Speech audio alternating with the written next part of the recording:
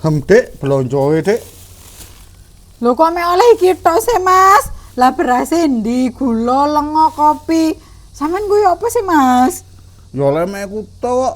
Lah kok iso makan duweke 50, Mas? Lah kok mek oleh ngene iki tok. Tak gawe tuku rokok iki lho. Ya Allah, sapa ngoko tuku rokok, Mas? Kene rokoke, Mas. Tak balekno. Lah engko lek mangan ya apa kena berase. Lah sampean biasa tak kaya 50.000 cukup. Lah kan niku nyukup-nyukupno, Mas. Engko lek gak cukup sampean takoni duwe entek gawe apa ae. Kene rokoke tak balekne. Lah kan biasa 50.000 cukup ambek rokokan Dik aku, Dik. Lah kok saiki gak cukup. Ya cukup, Mas. Wong anjene gawe blonjo mangane sampean tok, aku mek trimo karen-karen. Engko lek gak tutukokne rokok ngamuk. Ndek kene rokoke tak balekno tak ijolno beras. Lah ngene iki lek mangan kena berase lah ya apa ora ono segoe, Mas. Ya aja Dik, aja ijolno beras, Dik. Mo.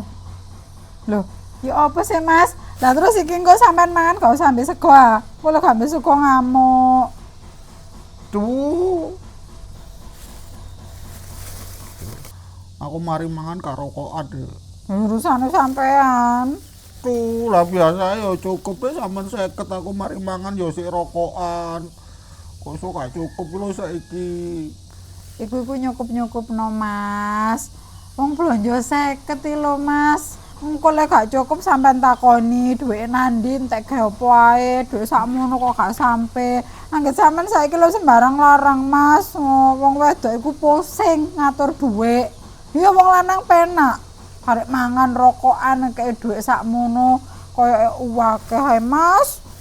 Ya akeh Dik, sak wulan 2 juta aku. Akeh. Hah, akeh.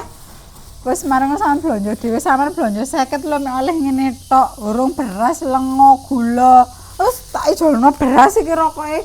Rasa rokok-rokokan.